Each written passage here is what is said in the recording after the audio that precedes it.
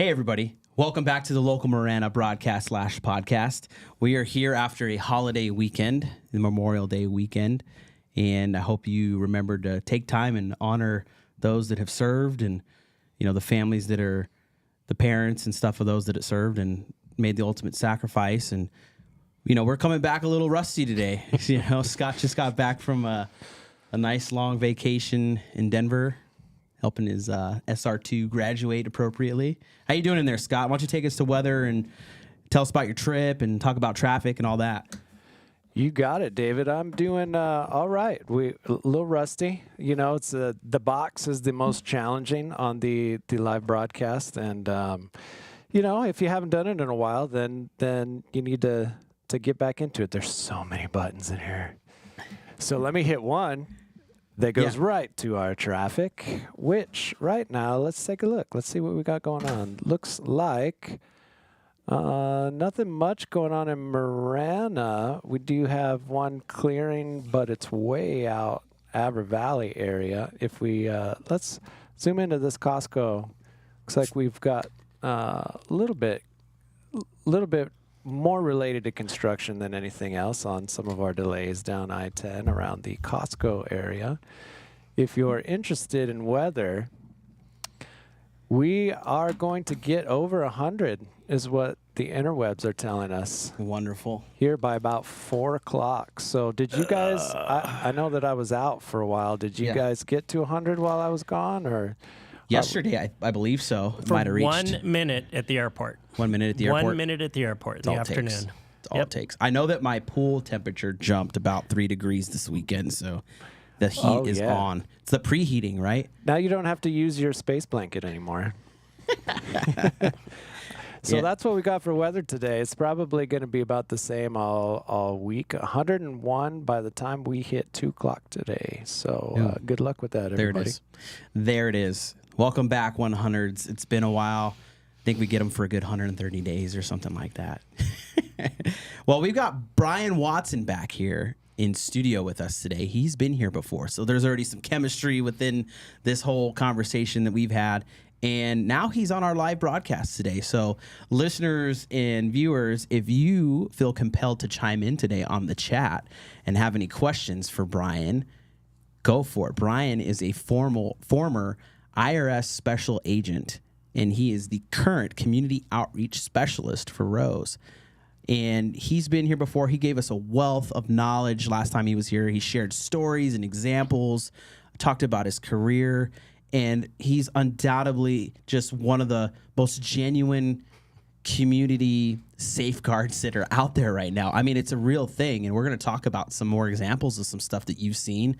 And you're also out there instructing at the University of Arizona, which is really cool. That's something new that you started since you've been in here. So I'm going to let you take the floor and kind of just tell us what's been going on, what you've been doing since last time you were here in September. Well, good morning, David. Yes, I was here in September, and since then I really gotten into the fraud fighting thing. You know, I do presentations, I do TV, I do radio, I write articles, just trying to warn the public about scams. And what I've learned since September, since we sat here in the studio, it's way worse than I thought.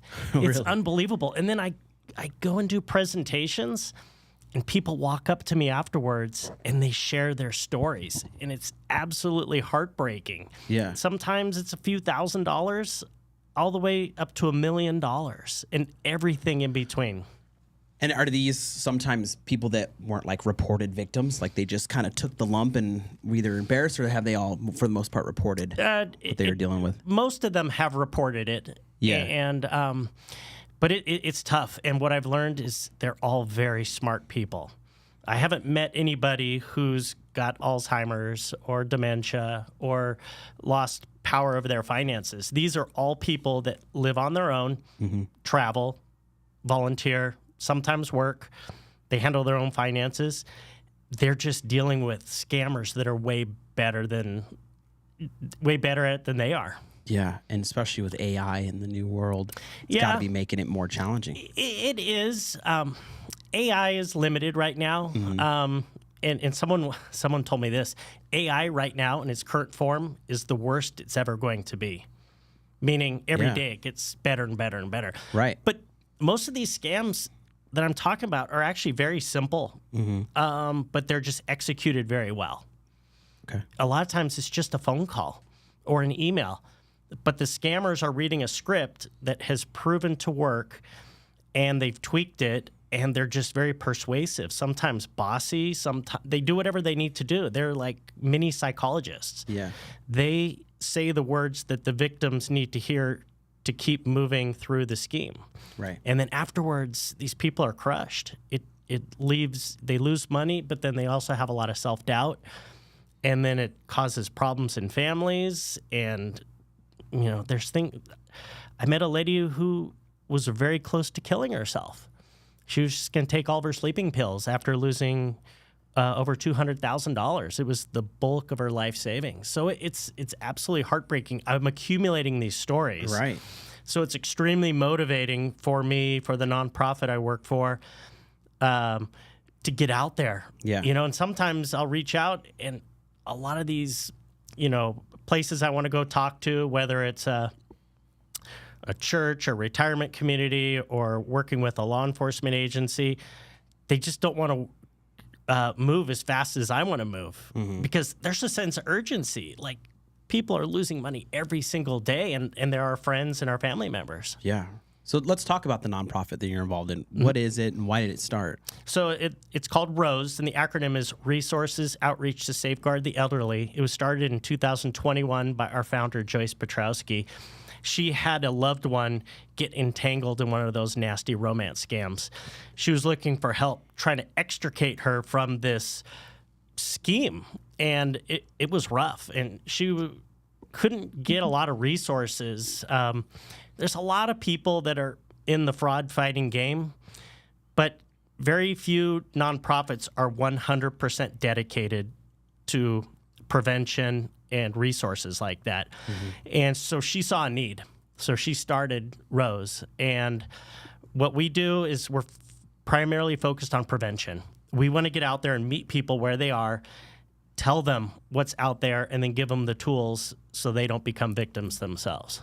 So how many presentations have you done in the last 10 months? That's the last time you were here, right? Yeah. So I counted up. I've done 39 presentations since October 1st. Wow. And anywhere from, presentations into the hundreds of people. And I had one presentation where I had one lady show up.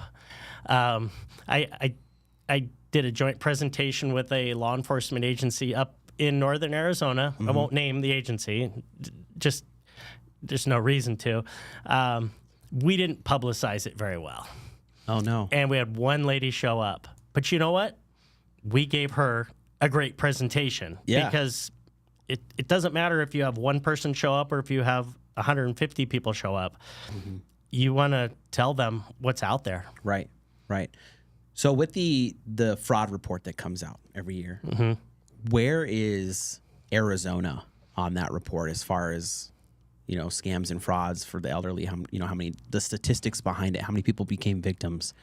Right. So you're referring to the 2023 Elder Fraud Report. Yes. And it just came out, and we've been waiting on it.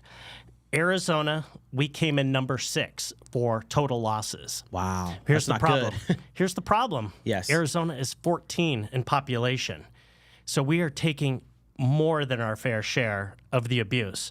In that report, documented $128 million reported, and we know, the numbers are much higher. Yeah. It was 82 million the year before. So it went up about 50%. And, all the states in the top 5 are the ones you would expect. California, Texas, Florida, Illinois, the big populous states. So we're either really good at reporting or the scammers know there are a lot of victims here. Yeah. Well, can I ask what number 1 was? California. California. Yeah, it makes sense because California is the most populous state. Right. So it just makes complete sense. More people, more losses. Yeah. So is there any way to say that maybe the demographic that comes here during the wintertime and stuff like that, is that contributing to those numbers? Because, you have a lot of retirees here, especially down in southern Arizona. Absolutely. Well, we know, you just look at the numbers as well, the people that lose the most money are 60 plus, what we call older adults. Now, do teenagers get scammed? Yes. Sometimes even at a higher percentage. But teenagers don't have any money unless you're a trust fund baby, you know? Yeah. But a lot of the older people that I've met, they've accumulated wealth over a lifetime. Right. Some people are on a fixed income. Yeah, absolutely. But I've met a lot of adults, 60 plus, who have their house paid off, who have a 401k, who might have a pension, they might have military benefits, and they've saved their whole life. They've put off things so that they could retire, so they could travel, so they could spend time with their grandkids. And those are the people that get picked on the most. It's also a very trusting generation. You know, I'm kind of in between. I'm in my early 50s. You know, I grew up answering the phone. You know, we didn't have call waiting, caller ID. And that's what gets my generation and older in trouble, is because we were raised to be polite. You answer the phone always. You didn't screen a phone call. You didn't have that option. And you just combined, you know, accumulation of wealth, trusting generation, and a lot, and just it's a big pool of victims, and that's where the scammers are going after, and that's where they're being most successful. You have a lot on your plate. You have a lot of work to do. I mean, it's so, and I know that you're kicking butt out there and doing all these different things. You know, you're talking about doing presentations, and what are some other things that you're doing in the community to educate in regards to this? Well, you talk about my adjunct instructor job at U of A? Yeah, let's talk about that. What is an an adjunct instructor, by the way? So it means a very poorly paid professor. It's killing me. It's actually really cool. So Yeah. University of Arizona supplements their professor ranks with real life experience. And actually most of the time, so I'm in the School of Government and Public Policy, and I just taught a class at U of A. It ended early May. It was called White Collar Crime. Okay. And 49 students, about 75% of them are pre-law. They're intending to go to law school. Also a lot of criminal justice majors, poli-sci. And, you know, most professors have a PhD. You know, they're very educated. They do research. They've written a thesis. They dedicated their life to teaching and research in the university system. Well, U of A has this, well, a lot of schools, most schools do, have an adjunct program, and they bring people in to teach a class because they have the real world experience. Like one of the other adjuncts at U of A is Jay Dobbins, you know, the former ATF agent who infiltrated the Hells Angels. I sat in on one of his classes. It was fascinating. His stuff is way more interesting than what I was talking about. But then there are several TPD officers, you know, who were in management. They've retired and moved over. And what's great is because former law enforcement were on a pension, we can do things that don't necessarily pay a lot of money. Right. So it's a win-win. And I only have a bachelor's degree. You know, I told this PhD who offered me the job at a Trident Grill last May, and he had my resume, and I said, Brad, you realize I only have a bachelor's degree, because most adjuncts, they require a master's. And he said, Brian, there's no master's degree in the world that replicates 28 years of investigating crimes. And I said, amen, brother. Yeah. And it was awesome. It was a huge privilege. You know, I joke about the pay, but, you know, they are entrusting me with the time and energy and minds of, you know, 50 students. Yeah. And it was a huge responsibility, but it was a huge, I loved prepping for it. I loved teaching the kids. It was great, and I'm signed up to do it again next year.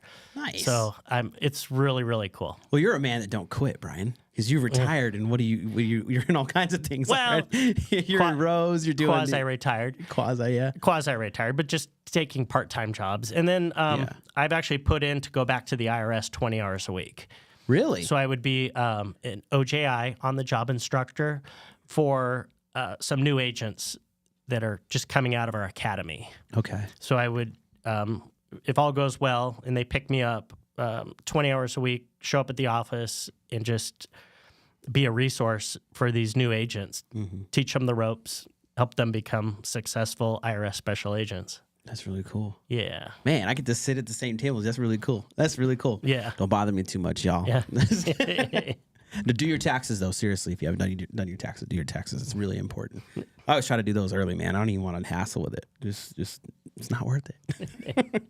Okay, so before our show, you often send some notes, and sometimes we'll have conversations. And there's one here that's highlighted to me, and it stands out. It's pig butchering. Yep. Right? Romance scam combined with investing in cryptocurrency. This story is crazy. And let's talk about this pig butchering one here, please. Just give the audience this, because last time I don't think we were live, so it was a pre-recorded thing. Right. But we do have listeners and viewers that are watching. So let's talk about this one. So when I mentioned the word pig butchering to crowds, to presentations, everyone looks at me like I'm crazy. I heard about pig butchering 2 years ago, and I actually learned about it on the R.O.S.E. website when I was still an IRS special agent. And Joyce, who I mentioned earlier, our founder and president of the board of directors, interviewed a psychologist or researcher about pig butchering. And I'm like, pig butchering? What the heck is that? And I learned what it is. And it's a scheme that emanated out of China. And the reason it's called pig butchering, it's a play on a word that means killing pig's plate. And the scammers fatten up the victim by getting the victim to invest in cryptocurrency. And then when they've invested all their money, they go in for the slaughter. They kill them, not physically, but financially. And you cut them off. So what happens is, and you can just go on the internet and look at it. These are highly organized criminal rings all over the world. I was watching one behind the scenes of a pig butchering operation in Dubai, but most of them are in Southeast Asia, but they can be anywhere. And a lot of times it starts out romance scam, online. You have some interactions. After a certain amount of time, you refer to each other as boyfriend, girlfriend. And then instead of just asking for money so I can come visit you so we can get married, and I met a lady recently who just lost $50,000 in a traditional romance scam. And she's tearing up telling me the story. And she fell in love with a guy online that didn't exist. So anyways, the scheme has evolved to where they say, you've heard of Bitcoin, right? You've heard of crypto, right? I'm really good at it. Do you want to try to invest some money? Oh, I don't know. Oh, it's easy. We'll just start small, and they'll have the person invest money, a lot of times putting cash into a Bitcoin ATM, like huge red flag right there. And they'll actually show them some returns on a little program or an app that they send, but it's all fake. And you get the returns, and then they encourage them to invest more. So the biggest one that I'm personally aware of, and I spoke to the victim, she lost $700,000 in a pig butchering scheme. And super smart lady. She was a widow, met a guy online, encouraged her to invest so her grandkids would be set up for life. And she actually sold her house to invest more. Because, and she told me at the very end of the scheme, she said, Brian, right before it ended, I knew there was nothing I could do. She was smart enough to know. She'd figure it out. And then the guy just ghosted her. And she's renting a room from her friend. And that $700,000 could have gone, for her. It could have gone for her children, for her grandchildren. Could have been donated to charities. And it's unbelievable. It's making the national news. CBS Sunday Morning with Jane Pauley just did a huge story on a lady that drowned and disappeared and told her story. And then is it John Oliver, the guy that does the Scott, can you help us with that? Maybe do a little Google. Is it John Oliver? He's a nighttime, one of the evening cable hosts. He did a really interesting story on pig butchering. Really explained it well. Okay. Yeah. But these people they're super sophisticated. They play on our greed because everyone wants a good stock tip and everyone wants to, make money. But it's brutal. They will wipe people out. Yeah. Absolutely wipe people out. So everyone needs to know what pig butchering is. Even though it sounds crazy, you got to know what it is. And if you know somebody who's investing online in crypto with someone they don't know, Red flag. Huge red flag. And then you're stuck, you know. It's a horrible crime because they will take everything you have. Yeah, it looks like John Oliver dug into as it related to crypto for pig butchering and did a deep dive into that. So you can find that online. That's probably good information for people. Thank you, Scott. We appreciate you, man. That's why he's here. It's nice to have you back. We More were than just drowning without pushes you. buttons. What day is it? Where am I? Who are you? You know, we're talking about well-trained individuals that are involved in these, you know, and I think that's what people need to realize when you're talking about well-organized, well-trained, right? There's scripts. They've been doing this. You know, you're talking about going and training these new IRS agents. They have their own programs of bringing people in and training them, right? Oh, yeah. They're and some of these scammers and these pig butchering operations actually have people working there against their will. They'll lure people from other countries with the promise of a high-paying job, and then they get there and they work almost in like a slave labor where they take their passport and they make them make phone calls all day long or engage with people online.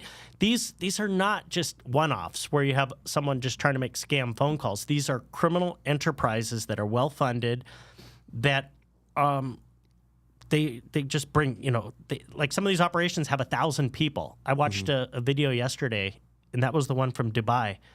They estimated that 1,000 people at little workstations calling people, or, you know, calling, texting, messaging on dating apps. The dating apps is where it's at. That's what was my next question was like, where are these connections starting? Dating apps. Okay. And like, for instance, the lady I met earlier this month, she went through a divorce. She ended up going on a Christian dating site, met this guy, and that's where they are. They're sharks. They're trolling. They're swimming around looking for victims.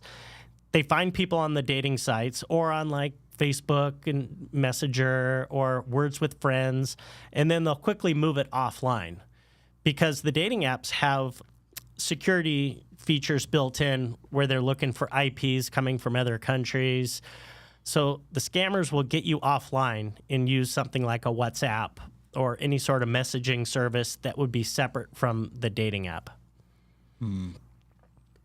Where is, maybe you don't know this, but I figure I should inquire about it.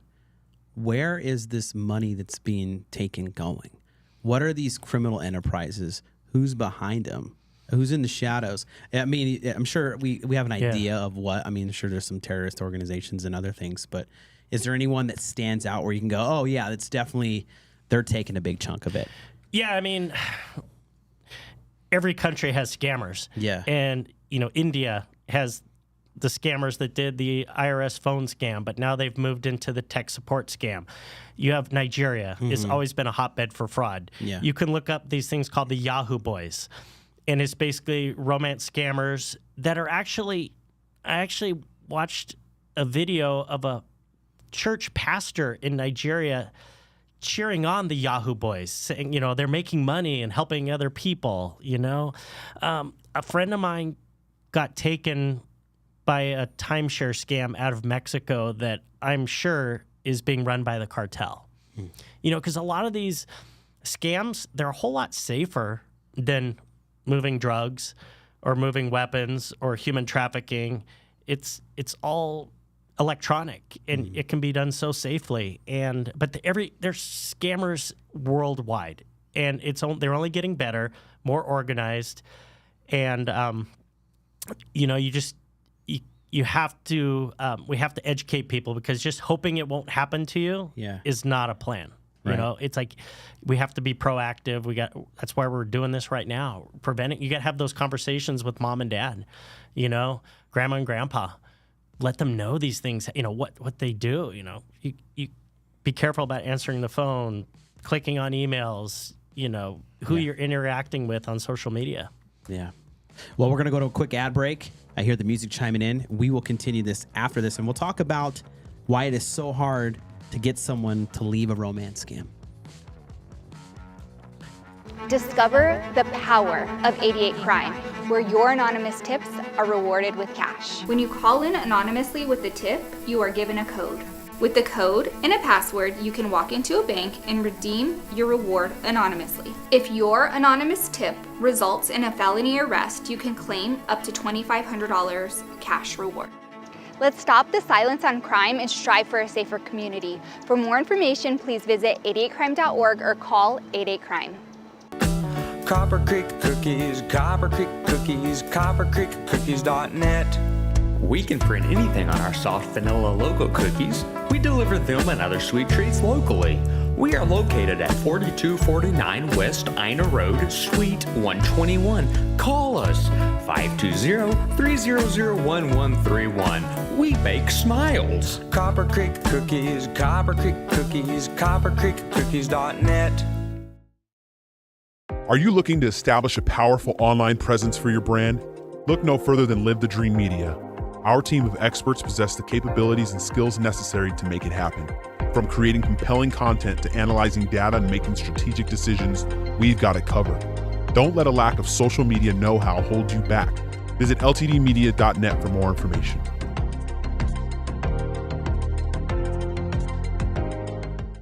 Hi, I'm Alan Murdoch. For the past 20 years, I've been buying, fixing, and selling properties right here in Southern Arizona. And I want to buy your property. Whether it's a house, apartment, commercial building, or vacant land, regardless of the condition or the situation, I want to talk to you. When you sell to me, I pay cash and it's hassle-free. No repairs, no closing costs, and no commissions. If you have a property you don't want to deal with and you want a quick solution, call, text, or visit selltalon.com. Again, that's selltalon.com.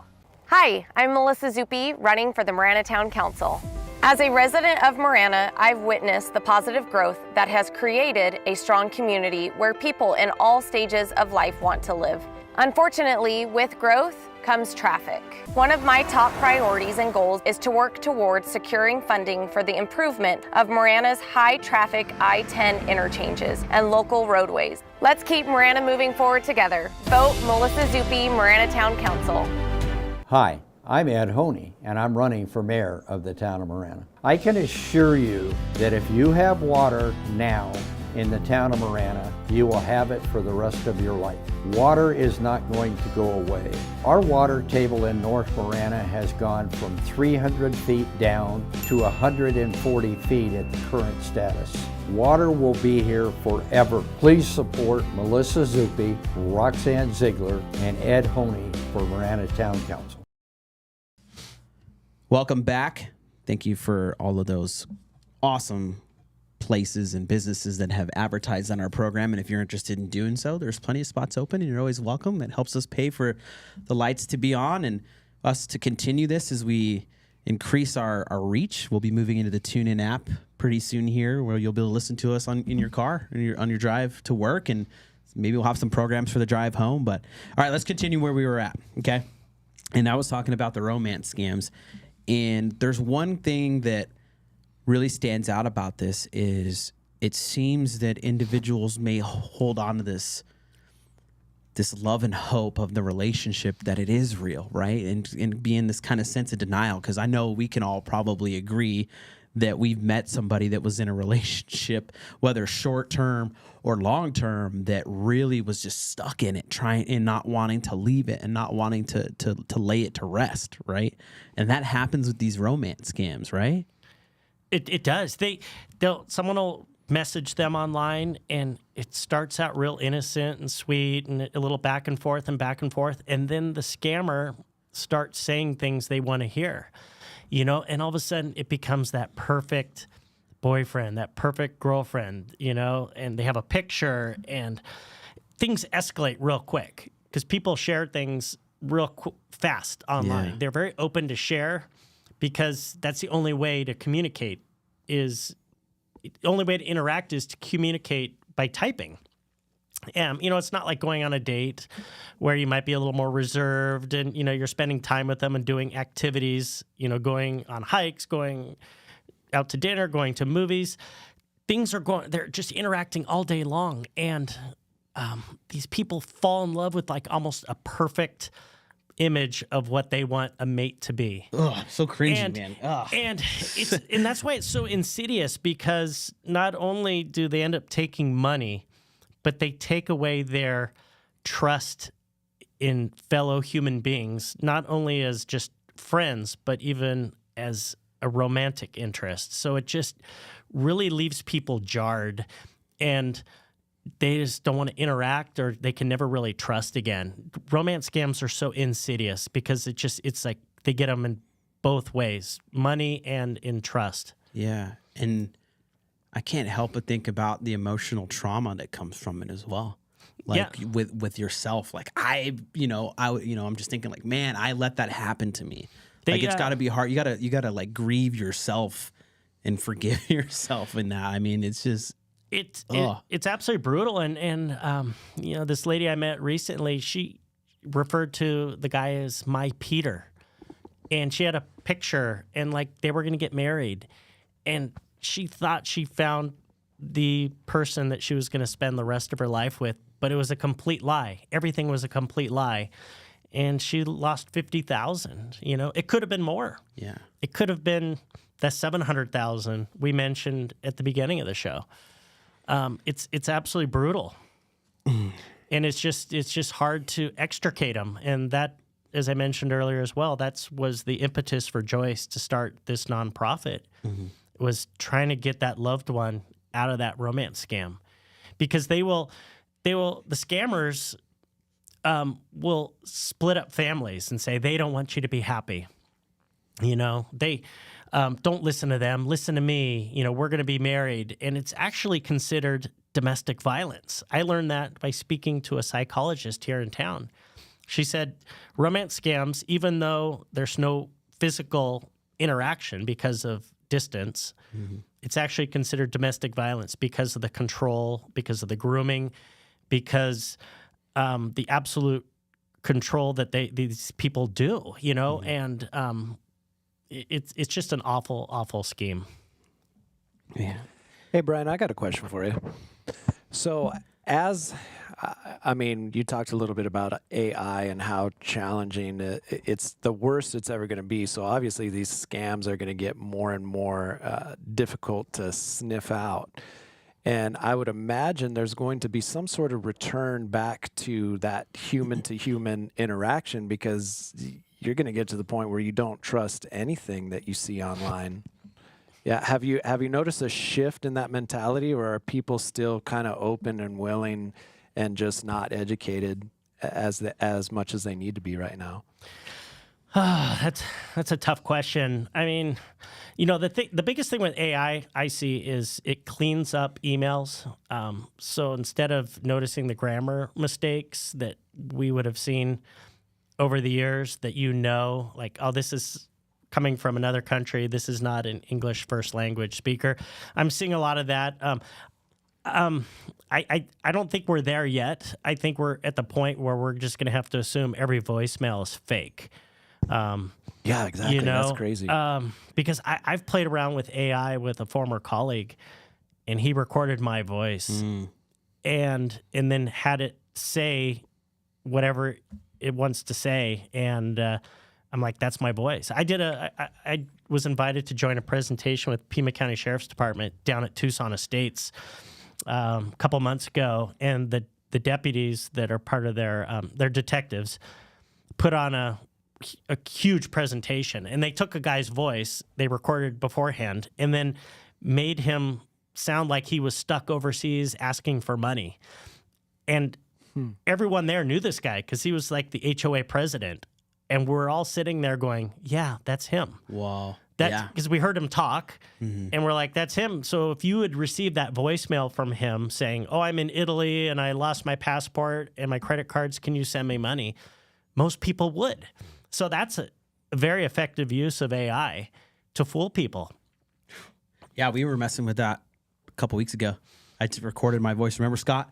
And then and it just like, oh man, yeah, it's really crazy. You bring up a good point with that, Scott. It's a good question. Like, if we're gonna see that shift, because it's just gonna become so overwhelming for folks, like to just deal with. I mean, and it's like it's just it's so cringy and scary. But You know, it's kind of a good thing as that happens, because you're going to be able to have face-to-face meetings and actually get to interact with other humans, and not just have it be this, like, it got so convenient to just text and voicemail and just do all of this business online, but with all of the danger, probably going to get right back to some good human one-on-one interaction. yeah, you had a guy on your podcast couple weeks ago, right?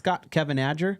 Didn't he talk about where someone did such a good deep fake video of a higher up of a company or something like that? Yeah, Was that your exactly. podcast? Yeah, it was the trying to sort out those, because you can actually do it with video now too. And they did one with Carrie Lake that was indistinguishable to the human eye of both her voice and her face and what she was saying. Okay, if you're seeing it on the internet, you almost have to assume it's fake. Is that where we're getting to? And is that going to bring back some good human interactions of going back to one-on-one, is what I hope. Yeah. Well, I can assure you, folks, today that all of us are real people. All right, let's get back on track, man. I know we got a lot to cover here, but if we don't, we'll just get you back in here if that's cool. Absolutely. You're always welcome here, man. I get paid to talk. Words are free, pretty much. Okay, so money mule. Yep. That's our next conversation. What is a money mule? So And everyone's familiar with the term drug mule, someone who actually transports narcotics on their body, inside their body, across oceans, across borders, across states. A money mule does the same thing, but actually moves money. So, you're hearing earlier these stories of romance scams where someone lost $700,000. You think, well, I don't have $700,000. What can they do to me? Well, the scammers, if they figure out you have no money, they'll use you as a money mule. So to give you an example, I met a gentleman who lost $15,000 in a grandparent scam. And I met with him. I just wanted to hear his story so I could share it with others. He lost the $15,000. He wired it to a lady in Indiana, and he reported it to law enforcement. They tracked that $15,000 to its first stop, and they found this lady, figured out she was a money mule. She was just someone that a scammer met online through a romance scam, and she was just moving money for him as a favor. So he said, hey, I'm going to send you $15,000. When you get it, move it on to this person. She's a money mule. And she basically facilitated criminal activity. And what's interesting is at the federal government, when I was still there, we would go out and talk to people, multiple agencies. We're talking FBI, HSI, IRS. We'd go out there along with the police departments, Pima County Sheriff's, TPD, and we'd go out and talk to people and say, hey, you know what? We suspect you're a money mule. Do you know this person you're moving money for? Oh, he's my boyfriend. No, he's not. You're being scammed. So they don't actually take money from the people, but they just take their time and their identity, and they use it as a layer of protection. Wow. So when the federal agent issues a grand jury subpoena for a bank account, they get the records back and they realize the money just moved to the next account, into the next account. But that's what a money mule is. Sometimes they actually get charged where they refuse to stop what they're doing. No kidding. It actually, yeah. The FBI has a very interesting video online where they share a woman's story, and she was actually charged criminally because she refused, and she was moving cell phones as well. I mean, at a certain point, she was warned, and she kept doing it. But love makes us do some really dumb things. That is really interesting to hear, especially because of the psychological manipulation that has to take place for that bad guy to trust, like to be so confident in that. It's just it just blows my mind. Well, the romance scams / pig butchering / money mules, these are not things that are just real quick. They've developed a long play scam where most of the scams, they want the money right away. Right. They want to keep you on the phone while you're driving down to Walmart to buy that prepaid card. The big difference is these romance scams, it's a long play. They're developing that total control, that total trust, to the point where they know if they have money sent to this person, they're going to move it on to the next stop. Wow, man.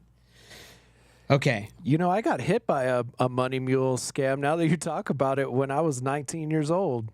And that's what they used me for. So what they did is I just wanted a job. I was 19, and I found this job installing satellite dishes.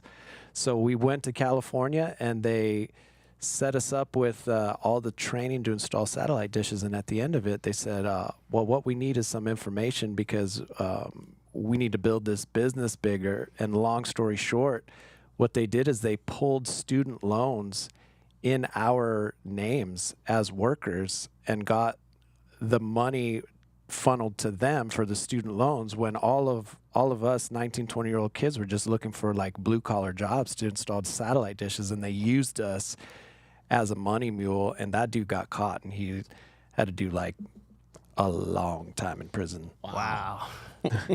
So It's a new story for you, Brian. Yeah.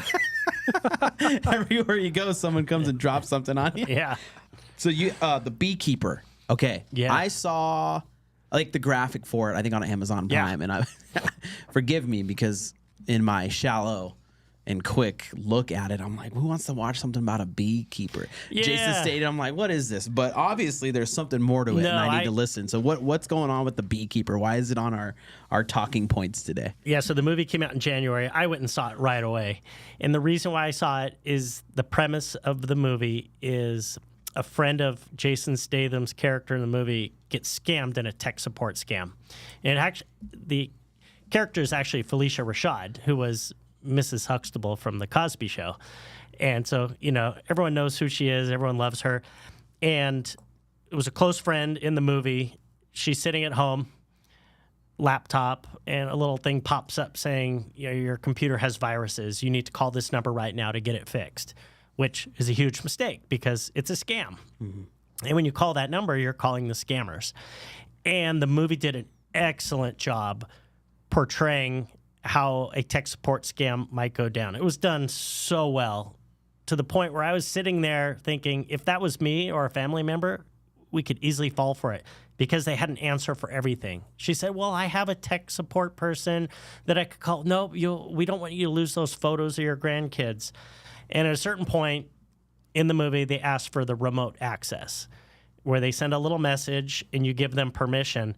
You never want to give remote access, because it's like allowing a criminal to sit in front of your computer with everything open. Mm-hmm. And they end up stealing $2 million from a charity that she oversaw in the movie. And it just goes downhill from there. I mean, the movie I had some problems with because of the vigilante justice, which as a former law enforcement officer, I don't condone. Yeah.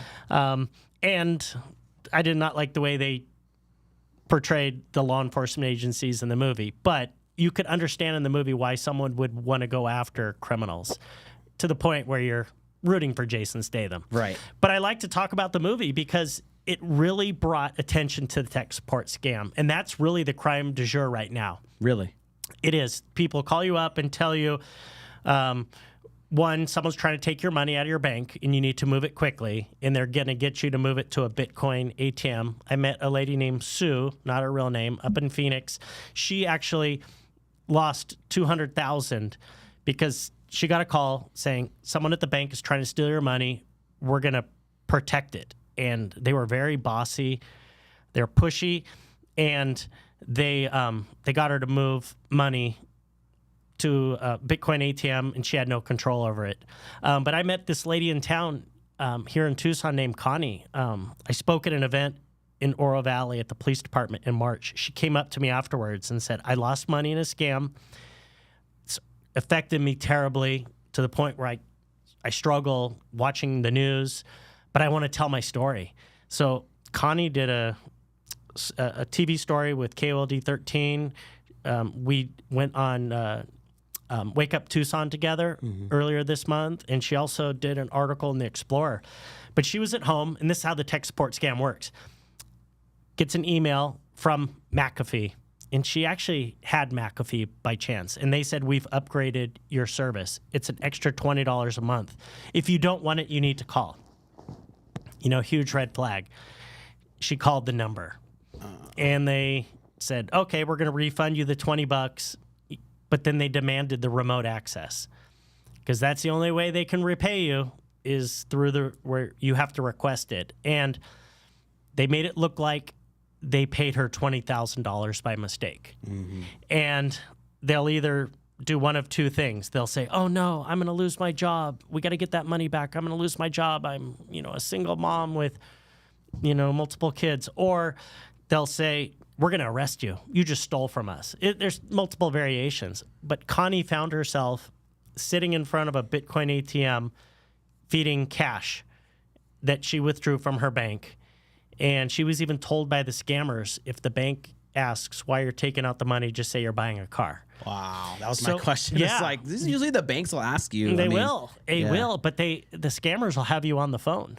And they'll actually tell you to go into the restroom and call if you have any problems, and they'll coach you through it. Connie ended up losing $35,000. And what's even more tragic is some of that money was actually taken out of her home equity line of credit. So now not only is she out $35,000, she's paying a high rate of interest on money that the scammers received. And she said something very interesting when we were on Wake Up Tucson. She said, I've forgiven myself. So it wasn't just the money. Yeah. It affected her mentally, physically. And it's been a process for her to not blame herself for losing this money. And this is a super smart woman. Lives on her own, handles her own finances, smart cookie, super nice person. And it just shows, they're coming after all of us. And anybody can be a victim. Every person I've met who's been scammed is a smart person. Yeah.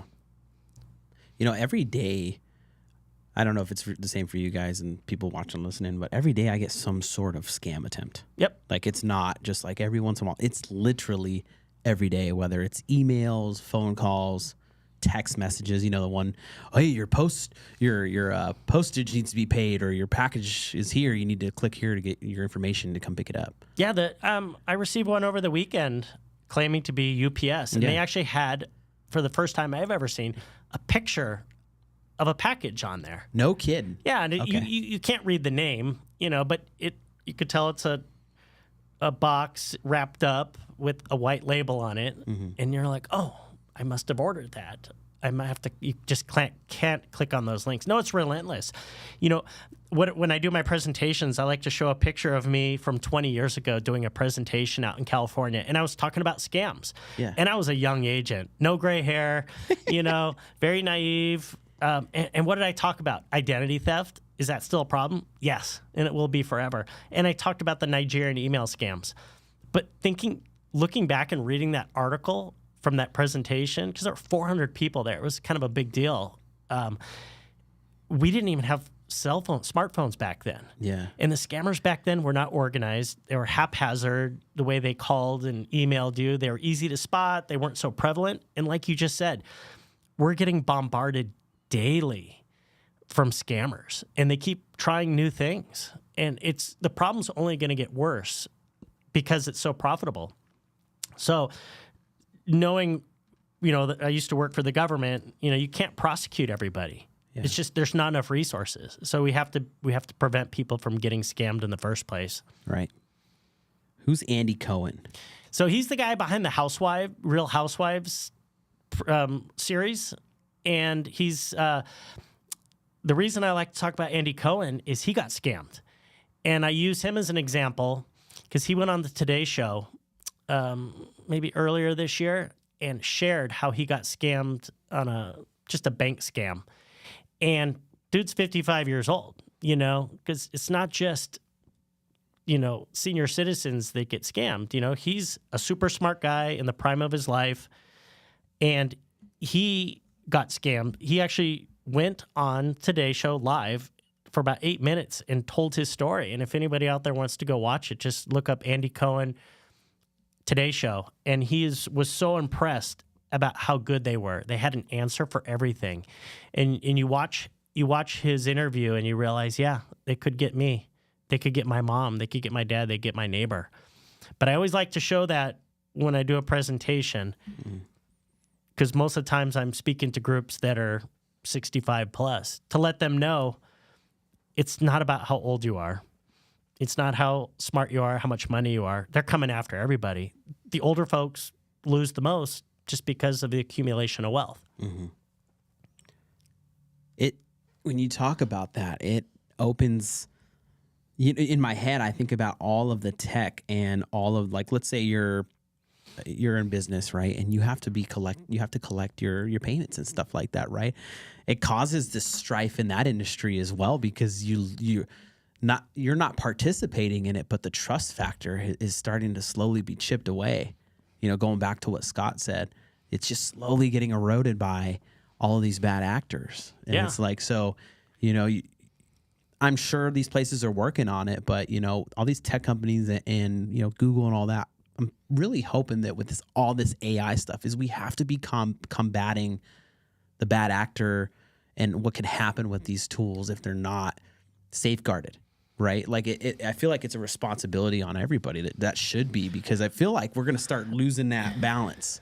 Yeah. Right. With what we're talking about. It's just really easy to see how easy the balance could be taken. Because if you have representatives of, of businesses, but they're a bad actor collecting payments, and they're really getting good at what they're doing, and they're following almost everything they do to a T, it's really, really scary, man. Yeah. And most of these scams use the names of companies we're familiar with. Right. Amazon and PayPal and Home Depot and Target and McAfee and Norton and whatever it is, and UPS. It's they have to invest, and I'm sure they do, but they need to do more. Educating people and being on the preventive side. Going out and we'd love to get a grant from one of these big companies to help fund our nonprofit. Then we could do more things. Yeah. Okay, so if we're listening, or listeners and viewers, the nonprofit that he's with, R.O.S.E., could use help. Absolutely. Right. So if you're looking to donate into something with a really good cause, please don't hesitate to reach out to R.O.S.E. and see if there's some ways that you can help out with that program. Yeah, we roseadvocacy.org. I'm a monthly giver. I don't give a lot of money, but it's a little bit, and because I believe in the cause. And we also want people to sign up for our mailing list. It's a free mailing list where you sign up and you get all the latest scams. And you okay in there, Scott? And then what I tell people is, if you like our mailing list, share it with your friends. Yeah. If you don't like it, unsubscribe. But that's how we share information, is just, monthly email. And then, like my mom and dad get the email as well. And then we can sit there and have a conversation. And I'm not insulting them because they're in their 80s, and I could say, hey, are you familiar with this new scam? Oh, yeah, I read it on the R.O.S.E. email that came out this month. Oh, good. Okay, now you know. Yeah. Because, I would hate for anybody. I mean, I've already met friends that have gotten scammed. It would just break my heart if my parents got scammed. And it's not just the money. Yeah. All of a sudden I would feel like I failed. I'm like, oh, I didn't do enough. I'm like, I work in this nonprofit world fraud fighting thing, and I didn't do enough. So, and I don't want anybody out there this to happen to their family or friends. Yeah. So you got to be proactive. You got to get people signed up to our mailing list. You got to just let people know. And you ask, who's that person out there that would be very vulnerable to a scam? Someone who's older, lives by themselves, who answers the phone. You got to know someone like that. Have a conversation with them and tell them, if you're ever unsure about something, call me up and I'll walk you through it. Yeah. We need to really normalize these kinds of conversations. Dinner, breakfast, lunch, whatever you can. I mean, even, it should just be part of daily culture. And I think we need to make that a goal. It's like, hey, really question about what's going on. Or if you receive a scam phone call, don't keep it a secret. Go on Facebook or LinkedIn or Instagram or whatever you use and just say, hey, I got a scammer call. I sniffed it out. Yeah. And this is what they're doing now. And then, like you said, it normalizes it where we need to talk about it. It's brutal. Yeah. We see a lot right now, since we're on that topic. And before we go, we have, we run several different business accounts for Facebooks and stuff. And a lot of people, I'm sure, are dealing with this all the time. But there is an issue with when you'll get messages from all these different things saying, hey, important message, your profile is going to get shut down unless you go here and all that. We get that. How many times do you think we get that, Clint? I see you're back here in the studio. How many times do we get those messages a day? about like, oh, we're going to shut down your profile and all that. Yeah, a dozen a day, easy. That's what they want you to do is the anatomy of a scam. It's an infographic that we use. It's you get contacted out of the blue, a compelling reason to act, and then they want money. Like pretty much every scam follows that pattern. But they want you, get your attention, get you scared. You know, my bank account's being shut down, my Medicare or Social Security is being shut off, or my grandchild's in jail, you know, whatever, or you want a prize, they get you all amped up, and then they want you to pay some fee or click on something. I mean, all these scams follow the same pattern. If you can just visualize that anatomy of a scam, you can prevent a lot of problems happening to you. Wait a second. That also sounds like politics. Hey, you're alive. It sounded like you were fighting a lion back there earlier. I think you had your mic on and you were doing something. Yeah, it's been a rough one here this morning, but yes, I'm okay. So what did you just say right now about politicians? No, what I was saying is they get you. You're saying the scammers. They get you scared. They get you needing to donate money or do take some sort of certain action. Right now, sounds like politics to me, man. Yikes! He did it. Where's the air horn? Hit the air horn. On myself. Yes. Well, Brian, we appreciate you being here today. We got about halfway, so I'm gonna save these for next time. And then if there's anything else you want to add on here, I'm sure there'll be some new scam going on, or I appreciate the opportunity. Yeah, this you're helping the fight. Appreciate it. Yeah, thanks for being here, man. Thank you. Take care. We'll be right back. We got Zach Schultz coming on here with us next. We'll see you soon. Discover the power of 88 Crime, where your anonymous tips are rewarded with cash. When you call in anonymously with the tip, you are given a code. With the code and a password, you can walk into a bank and redeem your reward anonymously. If your anonymous tip results in a felony arrest, you can claim up to $2,500 cash reward. Let's stop the silence on crime and strive for a safer community. For more information, please visit 88crime.org or call 88crime. Copper Creek Cookies, Copper Creek Cookies, coppercreekcookies.net. We can print anything on our soft vanilla logo cookies. We deliver them and other sweet treats locally. We are located at 4249 West Ina Road, Suite 121. Call us 520-300-1131. We bake smiles. Copper Creek Cookies, Copper Creek Cookies, coppercreekcookies.net. Are you looking to establish a powerful online presence for your brand? Look no further than Live the Dream Media. Our team of experts possess the capabilities and skills necessary to make it happen. From creating compelling content to analyzing data and making strategic decisions, we've got it covered. Don't let a lack of social media know-how hold you back.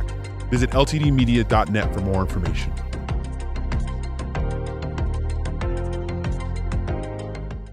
Hi, I'm Alan Murdoch. For the past 20 years, I've been buying, fixing, and selling properties right here in Southern Arizona. And I want to buy your property. Whether it's a house, apartment, commercial building, or vacant land, regardless of the condition or the situation, I want to talk to you. When you sell to me, I pay cash and it's hassle-free. No repairs, no closing costs, and no commissions. If you have a property you don't want to deal with and you want a quick solution, call, text, or visit selltalon.com. Again, that's selltalon.com. Hi, I'm Melissa Zuppi, running for the Marana Town Council. As a resident of Marana, I've witnessed the positive growth that has created a strong community where people in all stages of life want to live. Unfortunately, with growth comes traffic. One of my top priorities and goals is to work towards securing funding for the improvement of Marana's high-traffic I-10 interchanges and local roadways. Let's keep Marana moving forward together. Vote Melissa Zuppi, Marana Town Council. Hi, I'm Ed Honey, and I'm running for mayor of the town of Marana. I can assure you that if you have water now in the town of Marana, you will have it for the rest of your life. Water is not going to go away. Our water table in North Marana has gone from 300 feet down to 140 feet at the current status. Water will be here forever. Please support Melissa Zuppi, Roxanne Ziegler, and Ed Honey for Marana Town Council. Okay. You know what I mean? Sounds good. All right, we're back on. Zach is here with us. How you doing, Good buddy? to see you, man. Thanks for having me. Gosh, your arms got bigger since last time I saw you. Like, getting a little some fluffy there. cannons, dude. So for people that don't know Zach, which a lot of people do know you were in the fitness world for quite some time, weren't you? I was, yeah. Yeah. Treated me well. Yeah. I miss it sometimes, but glad to be on greener, not greener, but newer pastures and on to new endeavors. But I do definitely miss a lot of those relationships and experiences that I got to grow through in that industry for sure. Yeah. And you are a first responder now here in the community. I am. Yeah. Thank you for your service, man. Oh, there's the air horn. Thank you. Yeah, thank you. I see some familiar faces around here, so yeah, makes it Scott. easy to come in here and feel comfortable. Yeah, so yeah. Yeah, Scott's like, oh, you know Zach? I'm like, yeah, I've actually known him for a long time. Grew up in the same area and high school. Yeah. Absolutely. I remember when David had long dark Black hair, yeah, dude, and the good he days. was like the Reggie Bush of Marana High School. oh, thanks, man. He really was. many years ago. Yeah, Many moons. appreciate that. Yeah, the hair's gone for sure, man. Oh, You don't know, worry, mine's going too, dude. Hence the hat. I was having like a serious conversation with my brother this weekend because he came over for a birthday party for our daughter. He shaves his head, and I'm like, dude, that's like a whole nother commitment right there. Yeah. And he's like, dude, just do it. Yeah. He's like, your head will be so cold at night. You'll love it. And I'm like, oh, I don't know if I could commit to that because I still got like some. And I'm just in this whole, like, I'm going to hang on to it as long as I can. Is that kind of like the cheat code to the cold side of the pillow? I guess so. Just That's what he having was a big saying. head? Yeah, he said if you have nothing on there, it's just this cold, blissful sleep cycle that you get in because there's just no heat. Wow. 'Cause My have you dad's ever- bald, and he's never told me that. No. That's impressive. Yeah. I'm kind of intrigued now. Yeah. I'm not quite there yet, but I'm getting there. Hang on to it, man. I'm trying. I told my wife, as soon as it gets to that point, you just let me know immediately. Yeah. And she's like, no, I like it. Yeah, sure you do. I asked my wife too. I was like, hey, I'm thinking about shaving my head. What do you think? She didn't even give me an answer. Like, to me, that's like, yeah, it's probably not a good time, right? It's like when you ask them, like, hey, are you cool if I go out with the boys or go do this? And they're like, yeah, go do what you want. Yeah. You know how I'm Like, saying? This is a trick. Yeah, that it's too. I don't trust it. No. Yeah. No, I'm not going. We We're know. good. Some of our friends don't know. No, they some don't of them- speak that language. No, they haven't known that for years. But we are fluent. We are fluent in that language. Yeah. For sure. Yeah, that's a happy marriage when you understand that. Yeah, absolutely. Happy wife. Happy life. Yeah, like That's that dad gang. Yeah, I found them recently on Instagram. I bought a couple of them, and they're like the best fitting hats I've ever gotten. And obviously, I got a few kids, and they're like my whole life. Yeah. And I was like, this is awesome. Because, you see all the mom stuff out there, and that's great. But dads need some love, too. I dig it. I'm going to have to go grab one now. You need to. They're great fitting, man. And they have like a bunch of different colorways and everything. So I love them. Yeah. They're awesome. It's so cool. Yeah, I got to get one. I kind of want to do like a Case Cactus Classic like this, like with our font, without the circle and the clubs, but just like this. Yeah. Something like that. I think it'd be pretty cool. It's a little on the high side, but Branded Bills really takes care of us. That's what these are. Oh, really? Yeah, so they took our logo and did this whole leather cut up, and I know they do the embroidery stuff too. Yeah, my hat that I wear every day on shift is Branded Bills, and I love it. Yeah, it's my favorite hat. They're good quality. They last. Yeah, I got the fitted one, and then we got these ones too, the trucker hats too. Yeah. So maybe they're sweet. I'm gonna have to look that up. Did you design that? Actually, my aunt-in-law, so my wife's aunt, Kelly, when I kind of just spur of the moment thought this is exactly what I'm going to do, because the original year, like that we kicked this off, the inaugural event, I kind of brainstormed it within like 7 weeks of, and I kind of just leaned on all of the people that, I thought were creative in different areas in my life, and just kind of asked them, what do you think about this? What do you think about that? And everybody kind of kicked me different ideas, and she kicked me back a few logos, and we kind of bounced around it a little bit. And, but it was like really seamless, like extremely easy. So like shout out to her, Aunt Kelly. Thank you for helping me with the logo. I don't know if a lot of people know that, but yeah, she helped me out with that. And, it's kind of stuck ever since. It's just been like really clean. We have this one with the golf clubs, and then we have the big one that's on the back. So, yeah. And the big one on the back is kind of the main logo that I use for everything. So what is the Case Cactus Classic? Case Cactus Classic is a golf tournament that I kind of put together to honor my late sister, Kaylee Schultz. She went to the same high school as us. She's a little bit younger than me. She's about 4 years younger than me. So we didn't actually go to high school together, but we were super close. She played volleyball. She ended up passing away, almost 6 years now. 6 years now. And I always kind of was trying to look for an avenue to honor her and carry her legacy on. And so, as you know, I used to bodybuild and I used to be in the fitness industry. And then my wife and I kind of got burnt out on that because it's a very demanding lifestyle. And then I kind of got into the men's league here with baseball. That was kind of demanding, and we kind of phased out of that. And then I started golfing and got really into golf and started getting invited to all these different, charitable tournaments, all these scramble tournaments, and I just really liked them. And then one day we were out playing in one, and I was like, this is what I'm going to do. Like, this is what I'm going to do. I'm going to put together a scramble tournament, and this is how I'm going to honor my sister. And I don't know what the proceeds are going to go to yet. I don't know how we're going to do it, but this is what we're going to do. So I went home pretty much like right after that, and like I said, put something together in like 7 weeks. It ended up like selling out the first time. We had 2 sponsors on every single hole, so we had 36 tee-box sponsors. We had a full field of 144 players. Fork and Fire came out and provided the food truck, which was awesome because my sister worked with them back up at the keg. So she had that relationship before she had passed. And dude, just so many people came together and like made the inaugural event like unbelievable. Like, blew my expectations completely out of the water. And like, I consider myself somebody who has like a really like high expectations of like not only myself but like the things that I put my time into. And I could have never imagined it would have taken off like that. Like, it was unbelievable. So all the proceeds basically are put together to go towards a scholarship for a young lady out at Marana High School, our alma mater. Just because our mom worked 2 jobs while I was in college. I played baseball in college. My sister at the same time was playing club volleyball, and my mom really busted her butt to make it a possibility for us.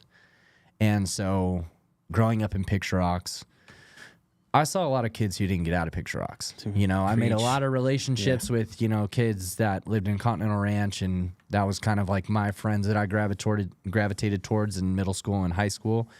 But I'm a Picture Rocks kid, and not very many kids get out of Picture Rocks. It's pretty crazy. So the entire motive behind this scholarship is to find a kid who has the talent, but not only on the court, but off the court. I want to find somebody who is a star that brightens up everybody's life, because that's who I believe my sister was.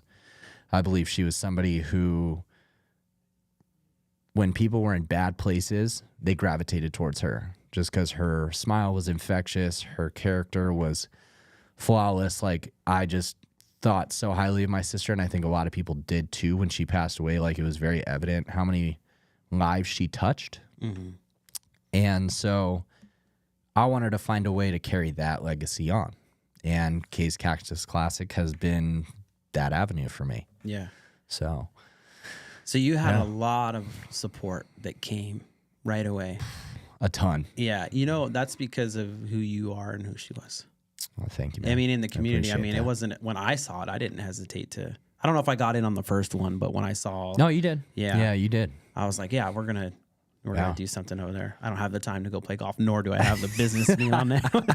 I'm so bad, but I wouldn't mind seeing you swing a golf club. Yeah, but I mean, we hadn't. Yeah, you don't want to see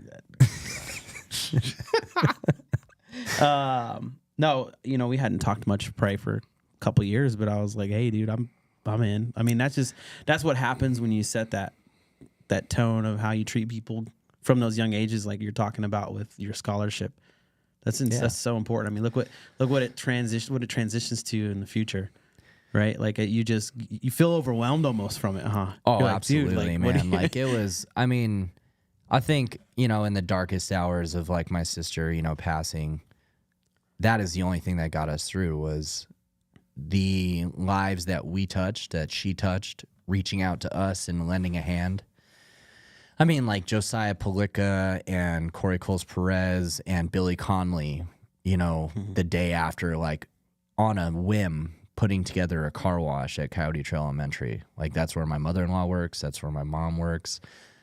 And for those guys to just put together a car wash, I wasn't super close with them.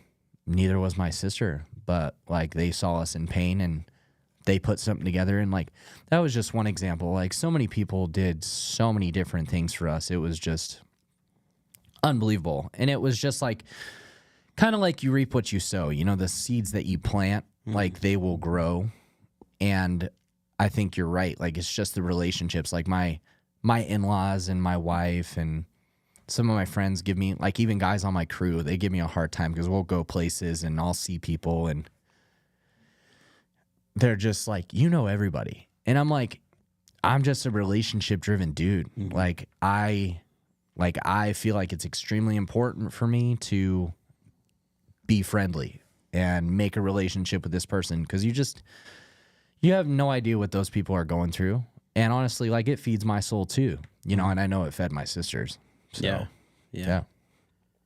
So how many golfers you got on this one? Is it grown? Full already. Yeah. 144. I think last year we sold out both. We sold out the whole sponsorships and the golf within 48 hours. I think it was like 46 or 47 hours. It was unbelievable. This year we sold out golf within I think it was like 36 hours. And we're still working on a few hole sponsors. I think we have like 2 or 3 spots left. Okay. But those will come. Yeah. Those will come. How much are those hole sponsors again? 125. 125. I'll take another one. Oh, thank you, bro. Yeah. I appreciate we got you. a couple little things that we do here. Thank you. Local. So I did one for Live the Dream Media, but I didn't do one for Local Marana. So I'm like, well, he's coming on the Local Marana podcast. But I should probably Dude, that's take care of awesome. you while Thank you're you, here man. and probably have that out there. So we're gonna have a banner out at the high school pretty soon here too with the Local Marana because we're gonna make this like a live thing that happens consistently. We're gonna open up programming for like Monday through Friday.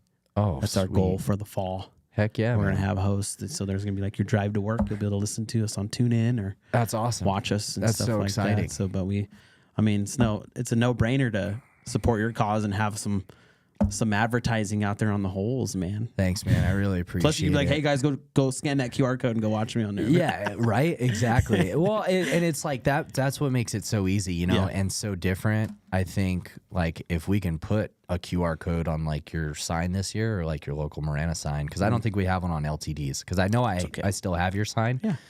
From last year and the year prior. Yeah, it's good. But we can get a Local Marana one with the QR code. Yeah. And that's even better because I was actually talking to one of my friends. His name's Sammy Araballo. Yeah, Sammy. You know Sammy? Oh, yeah, man. So he is a good friend of mine. He's about to do our backyard. Yes. And him and I were talking about how it seems a little bit more stagnant on the whole sponsorship side of things this year. And I said, yeah, it's kind of weird because I feel like that sold out almost just as quick as the foursomes did in years prior. Yeah. And he was like, I think people are just a little bit more hesitant to do that because they're not seeing as much business from it. And I was like, yeah, I get that. But I said a lot of people do it just, you know, to be benevolent and generous and everything like that. And so I was like, well, how can we like make it something fun and something that business owners are attracted to doing again? And so him and I came up with something for his business where, I don't want to spoil it, but I'm sorry, Sammy, I'm going to spoil it, dude. Sorry, Sammy. He does, you know, backyard landscaping design. So his specialty is turf. And so what we're going to do on one of the holes is we're going to put up an inflatable pool. We're going to fill it up with water. And then he's going to build like a little floating putting green. Nice. And we're going to have like a chipping contest. And for everybody who can chip it into the hole is going to get their name put into a drawing for a $150 PGA Superstore gift card. Nice. Yeah. See, creative, man. And like, so that was just something that like Sammy and I spitballed off the top of our head, you know, a couple mornings ago. We were on the phone for like an hour, just kind of, we talk, I motivate him, he motivates me. And it was just super cool to like, all right, cool. How do we take this from a T-box sign to something that showcases your business, you know? And it was just like, dang, that just took off like in no time. And we were both like so excited about it. It was just like, okay, how do we do this with every other business. Yeah. You know, and I think that's my goal on the years moving forward, like the businesses that support us and want to be a part of this. Like, how do we bring them in and just showcase what their specialty is and make them feel special, you know, and drive people to their business? Because I think that's really important. I mean, I'm not in sales anymore, but I was in sales for a long time. And I networked for a long time. I did marketing for a long time. And I think that's what's helped me with K's Cactus Classic, as well as those relationships. But a lot of those relationships came from networking with, like, the Marana Chamber. You know, like Jeff Saunders. He does all my signs. Yeah. You know, and it's just crazy. Like I said, the seeds that you plant. I haven't gone to one of those chamber events in probably 10 years, since back when I was doing financial advising with Thrivent. Yeah. And, you know, Jeff reached out to me on Facebook and was like, hey, do you have anybody doing your T-Box signs? And I was like, no. And so he got in on it, and him and I have had a relationship ever since, and he's been super awesome. We just text things back and forth. Like, it's very casual. He makes it really easy on me, drops stuff off at my house. Like, it's super simple. There you go. Yeah. Again, seeds you plant, they grow into things you'll never expect. So Yeah. it's crazy. Yeah. You know, just for some perspective in the nonprofit world, so I'm involved in a couple nonprofits, and just donations from everywhere are down. I mean, Brian was in here before you, and he works at a non-for-profit, and the donations are down. Really? And I think it has a lot to do with where we're at economically. Yeah, I think Sammy and I talked about that too. You know, people are making some tough decisions with things. You know what I mean? And I've seen a lot of people selling some of their toys and things like that. And it's like, well, I mean, you gotta take care of business, and that's just the way it is. So, but yeah, in the donation space, we're down in the stuff I'm involved in too, and it's not because like there's no impact happening or anything from what we're doing. It's just there's not a lot of money floating around right now. Yeah, people don't have that discretionary income that they once had, right? You know, right. And I mean, I felt that filling up my truck at the gas pump this morning. Yeah, you know, it's like, or going to the grocery store. Yeah, you know, the budget doesn't look the same as it did 2-3 years ago. That's why you need to be a chief officer. One day. Chief officers get free rides and free gas. So I'd highly recommend that. There he is. I was wondering when you were going to chime in there, Scott. That's my success counselor right there speaking. Oh, yeah? Success counselor. Did you hear him? Did you hear him? Oh.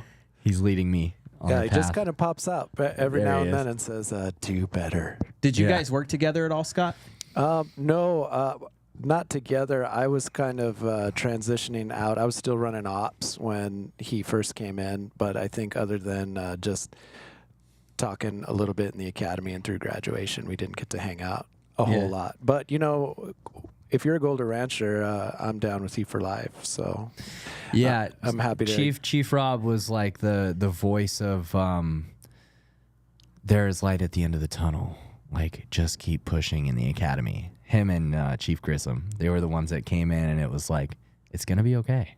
Like, I know you're dying right now, and your soul might be dead right now, but you know, it's going to be okay. And given it from our perspective, too, where it's like, I know you see where we're at as chief officers, but we were just like you. We were floundering during our academy. We were exhausted. We were all of those other things. And I think just trying to share that it's going to be all right. And sure enough, not only is it all right, but sounds like you're doing great over there, man.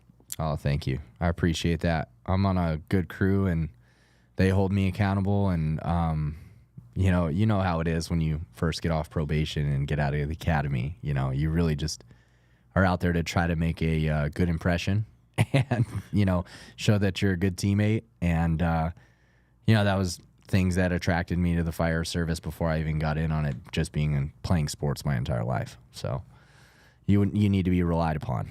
So True. Hey, how do people donate or get sponsorships for the Case Classic? What do they do? What are the steps? Really, it's just contact with me. Like, I've kept it really small. We have our email at casecactusclassic@gmail.com. We're also on Instagram at Case Cactus Classic, or you can reach out to me on Instagram at Zona Schultz with 2 Z's at the end. Hey, Scott, anything going on in the chat today? No, other than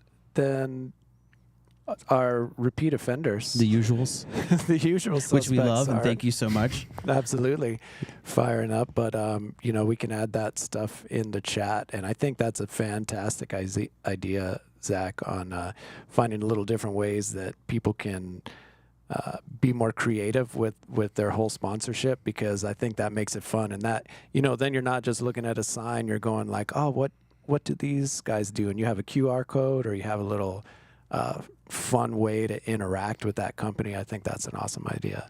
I think it makes such a difference. Like, and I didn't even really think about it until Sammy brought it up to me on the phone, because I obviously, like I said, he's a, you know, colleague of mine, or, you know, a buddy of mine, somebody that I respect in, you know, his own professional industry. And like I said, we lean on each other and we give each other ideas, and you know, he gave me a different perspective, which I think is so important. Mm-hmm. And like I said, in literally 52 minutes on the phone, I looked at it and I was like, geez, that conversation just like spiraled out of, you know, nowhere. It was just supposed to be check-in, like, hey, how you doing, buddy? You know, this is what's going on, blah, blah, blah, blah. It spiraled into 52 minutes of us just spitballing ideas.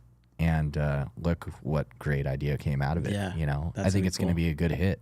Yeah. So, You know, I think for my company, I got aerospace training and consulting, and I could see us just building little wooden airplanes and having a little aerodynamic flight contest where you just have 4 up and you take some bets and see who can get the farthest based on the aerodynamics. yeah. I mean, there's just so many different ideas that you could do, you know, and it's cool just like thinking of the possibilities of, you know, 36 different business owners coming out and putting their own spin on every hole. You know, like that's super cool. That is really cool. It's really cool. So I think that's my next goal for like next year, and do what I can this year, but like years moving forward, like how can we make this different? Because that's one thing that everybody who has played in our tournament so far over the first 2 years has said, your guys' tournament's a lot different because you have a lot more interaction. It's not just, okay, we're going to go out and golf. Like Top Golf is a part of it, because my sister worked at Top Golf. And shout out to Alexis Ortiz. She's a good friend of mine. She went to Mountain View when I was at Marana. And she worked with my sister. And I mean, as soon as we posted this, she was all over it. Yeah. And we're in the midst of talking about how we're going to collaborate this year. But the first 2 years, man, they jumped right on top of it. And they were such a help. And I mean, just like saying like, oh yeah, Top Golf sponsors our event. Like that's a name that, you know, holds weight, you know, and I can't be more thankful. But like even thinking of something that they could do, you know what I mean? Like there's got to be something that they can do that can, you know, kind of piggyback off of what Sammy's talking about, you know?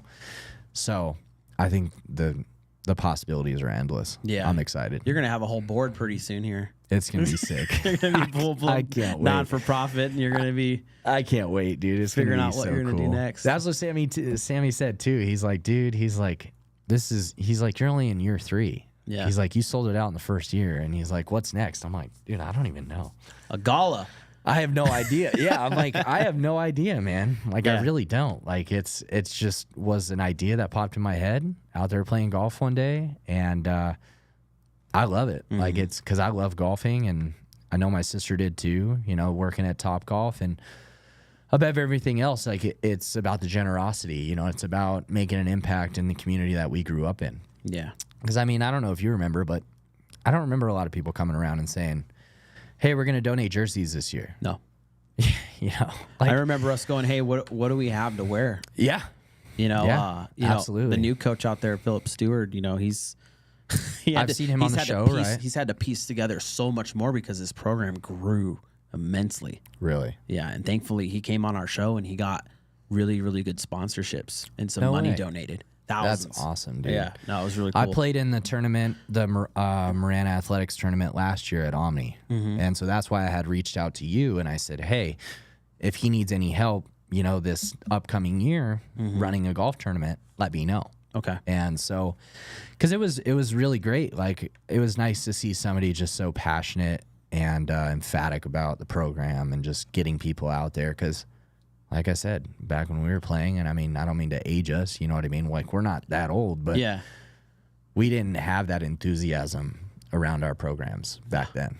We weren't winning a lot back then either, buddy. Well, mine wasn't. It wasn't until my senior year. Dang. I'm sorry. Shots fired. I gotta go. All right, I see you guys. literally think, dude, our men's programs, basketball, baseball, and football, I think we collectively won like 10 games my senior year. No kidding. I'm sorry to put that on air, everybody, but Man. it's Yeah. embarrassing. Well, You know, no, it's losing all- builds character, and sounds like you got a lot of Here he character comes to out show of that you high the school score. experience. Sounds And like he you pops lost in. a lot. Yeah. It's all good. No, Kinda. no, you know what? Some good. Now they're like crazy good and everything. Oh, I know. It's like, It almost seemed like 3 or 4 years afterwards, like it really started to like kind of take off a little bit, and then we've seen it grow a little bit and a little bit and a little bit, and that's another thing that like I'm really excited about is the relationship that we've finally struck with Coach Lex, the new volleyball coach out there, and then Nicole. She's kind of like our happy medium between Club Cactus and Marana. okay. Because it's kind of taken some time to steamroll that and get some momentum going. You'd be surprised, like, kind of how hard it is to give away free money. Like, it's kind of weird. I'm not gonna say. It's kind I'm of not gonna say anything. It's kind of weird. Like, I you know, at It's least called bureaucracy, my friend, Yeah. and it waves its ugly face all the time. We deal with it all the time. Everybody deals with it all the time. I mean, a great example would be something like the DMV and anything else that's attached to school districts and government. I mean, it's the thing is they have so many steps. They have to make sure that things have to go a certain way. Yeah. But that's but glass half full. Yeah. Like we're really getting some momentum. Like we put together like this awesome scholarship application form, and so cool. we're really making these relationships. And I'm already like thinking like, all right, cool. We've got, you know, this amount of funds allotted towards the scholarship. Can we donate jerseys this year? Can we give 2 scholarships this year? Like, how can we go above and beyond, again, like our expectations and what we set out to do? You know what I mean? And again, just make a bigger impact. Like, that's what it's all about. It you know? is. It is, man. Do I dribble over into the baseball team? Do I dribble over into the football team? Like, again, like, how do we grow this thing? Like, that's really what's exciting to me is like, how can we get into the other programs? You know, if we've got the volleyball team set up and we got this going, how can we benefit the baseball team? Because I mean, you know, I've been playing baseball since I was probably before I was even able to walk. So, Yeah. you know, being able to, you know, get back to that program. I know that's something my sister would have been passionate about too. Because I mean, she lived at the ball field. She was like everybody's little sister on that field, on that team. Yeah. So it's just, again, how can we continue to grow this thing? How can we make a bigger impact? And that's really it. So We all know the importance of sports programs and how influential it is in the progress of somebody's life and the life Absolutely. lessons you learn. And I mean, it's even more cool when you have good equipment. You know what I mean? Because I think even when you were there, like, I know when we played football, bro, we didn't even get our home jerseys till week 5. We wore our away jerseys to every game. can we before talk that. about like the phase of Marana High School where the basketball teams were navy and yellow, like Michigan, and then we had the football team and the baseball team that were like almost like baby blue and Vegas gold, Yeah. and it was like, what is going on here? Yeah, we were wearing jerseys that were almost like Notre Dame and Sabino-ish. They were wild. Yeah, I was like, remember. what is this gold? Where did the... Yeah. Because I always thought we were yellow. yellow. I thought we were royal blue and yellow. Well, now they're back. Everything's kosher now. Good. I've seen the jerseys recently. I got to hook You you know up with what? Coach Stewart, though, for Please sure. do. I'm going to give you his Yeah. phone number Please do. before you leave the day. You guys were like think of yourselves as like a startup company. Like you were there trailblazing and laying the foundation with all of these weird things so that now Marana High School can thrive. And it's because of you. I give both of you full credit Thanks, for that. Scott. Thanks. I can put that on my resume. In case I ever need we a took job. a lot of L's. All of you kids at Marana High School, you're welcome. Yeah, you guys We are- were the pioneers. Hey, we were we were the Miles Davis of losing. If you talk to Captain Ryan over there at Golden Ranch, and he and I as Catalina High School, not the Foothills Catalina. Oh, but you were at the. Oh, You were yeah. at Catalina. That was They our were- warm up games, Yeah. even for us. right? Holy there, cow. and there were no God bless Foothills in our Catalina. And we had great athletes, but unfortunately you had to be eligible in order to play. And so we would have like a great first 3 games, and then grades would come out, and then we'd be playing both ways for the rest of the season because the grades came out. David and I can think of a couple names Yeah. when it comes to that situation. Oh my gosh. Yeah. My grandmother had a house right across the street from Catalina High School as I was growing up. And Oh, I did used you? to, yeah, I used to go That and bullet much holes fun. in it? no, it was actually a really sweet house with like this like 2nd story guest house. I have no idea how she like afforded it or lived there, but it was awesome. And my grandfather used to take me across the way and we would inline skate in the Oh, yeah. little hockey rink way Yeah. back in the day. I think I was probably like 5-6 years old. Some of my earliest memories. So Oh, dude, that, Catalina High School. that you was know. dope. You know, Central Tucson has a lot of culture, and it's near and dear to my heart because that's where I grew up. So, Yeah. no, I could appreciate it. Yeah, absolutely. I we like all that have he our roots. Yeah, I like that he appreciates that place. I Yeah. wasn't a big fan of Pitch Rocks, but that's just me. I got out there as fast as I could. But, Same. Yeah, so Same. I props to do. you on that. You know, So how many whole sponsors do you have left now? We just took another one. I think like 1 or 2. Okay, 1 or 2 are left. So if you're listening or you're watching right now, also this will go into a podcast form at the later today or early in the morning. Just go and reach out to Zach and take care of that. I know that things are tough right now, but I think even if you don't get some huge ploy on it for yourself, for your business, it's much more than that. It's an impact for the community. If just hearing what you're talking about with the scholarship and what you guys are trying to do with jerseys and influence and anything that you have going on that says for the youth, we're in, man. Yeah. So And I mean, I think that's what it's all about. You know, providing better opportunities than we had. You know. Yeah. And not to say that people didn't give us opportunities, because there was a lot of people that looked out for us too. And thank you to those people. Yeah. There's still people that, you know, look out for us, Right. you know, and support us. And that's probably why we're in the roles that we're in now in our lives. But it's all about just giving better opportunities to the people that are coming after us. Because if not, like, what future do any of us have? You Yeah. know what I mean? Like, I think that's the best legacy that you can leave is just, not to sound corny, but leave the place better than you found it, you know? preach. Yeah. Preach. So, yeah, hit me up if you guys have any ideas about, you know, some fun games that we can have on tee boxes, you know, like, or if you have a business and you might not want to do a sign or something like that, and you want to do something else, I'm all ears, because I want to make this as unique and fun and inclusive as possible. Yeah. Because that's what separates our tournament from other scramble tournaments. What is the date of the? August 3rd. Okay. Registration's going to be at 6:30, and shotguns start at 7:30. Okay. Yeah. All I'm right. excited, man. I can't wait. We moved from Suelo last year. Suelo is awesome. It's probably my dad and I's favorite course. Where's but that at? It's out at the casino. Oh, okay. And it was great, but unfortunately we chose the same weekend as Shannon's slumber party unknowingly. And let's just say Shannon's slumber party sold out both hotels.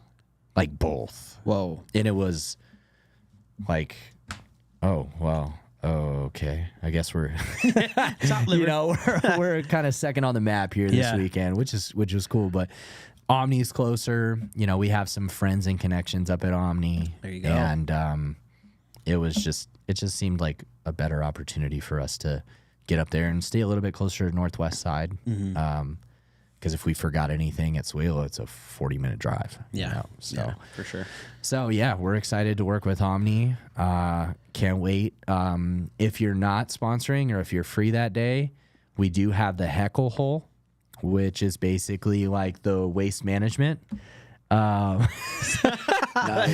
It's pretty awesome. Okay. My buddy Orion Gresham, who is the owner of OG Enterprises, he sponsors the heckle hole. And essentially, like I said, it's like the waste management, what you guys all see on TV, where you're going to get heckled as you step underneath your ball, and then they'll quiet up. But as soon as you hit, they're going to like cheer, or if you miss the green, they're going to boo you. And last year it was a huge hit. We had our last place guy in our fantasy football league come out there with like a toilet seat around his head that said, nice. I suck at fantasy football. And if you know him, Kevin Anderson, he's the owner of Pursuit Fitness. He's a really good friend of mine, also a whole sponsor. He was out there, and he can talk trash with the absolute best of them. He's probably one of the most quick-witted people I have ever met. And maybe I'll get Q Wilson Jefferson from Ruckus Room out there too, and he's pretty quick-witted too. If you know him. Oh, I do. Yeah. And he's a whole sponsor as well this year. Dude, you so got shout to out to him. get who is it? Ludwig that was doing all the heckling at the softball turn. Like, you got to get him as just an on-mic commentator from Golden Ranch. That's exactly what we want. Yeah, that is exactly what we want. I'm gonna get one of those JBL speakers with like the sweet microphone. There it is. And like it's literally like we got pop-up tents on the tee box, and like everybody's hanging out, and it's supposed to be a that little could rowdy. be Live the Dream sponsored, because we got all the speakers and everything. We could live the dream and hop up and we'll have to talk heckle. about next year. We got a whole sound system that we can. Okay. We got all kinds of crazy stuff. See, you never know unless you start like spitballing things like where it can go. Yeah. You have no idea where it's like, oh my gosh, we didn't even think about that possibility. Yeah, he ripped me on the softball game for coming in second place in the fire chief contest, and I was like, yeah, that was a good one. Thank you. Well, I just have a bone to pick with because I'm on B shift, and every time we have a kickball or softball tournament, it's always on a B shift day. And I don't, and David knows me, I'm pretty competitive. It doesn't matter whether it's ping pong or kickball or. He's an athletic being as well, so. It doesn't matter. But someone needs to stop scheduling this stuff on B shift. I think we need to schedule this on A shift days. Use your juice, Scott. Talk to your union representation. They've got their hands full now. I don't know if I can bother them at the moment. Oh, man. Well, gents, we got to cut it. We're done for the day. Got some meetings to go to, some work to do, and our clients are probably like, "What are you guys doing over there?" I'm just kidding. Just doing broadcasts all day, having fun. No, we're having a great time. And again, make sure you reach out to Zach if you're wanting to sponsor for the Case Cactus Classic. Say that 3 times fast. Case Cactus Classic. Case Cactus Classic. Case Cactus Classic. My man. All right. Well, we're out. Thank you so much for being here, Zach. Thank you guys for having me.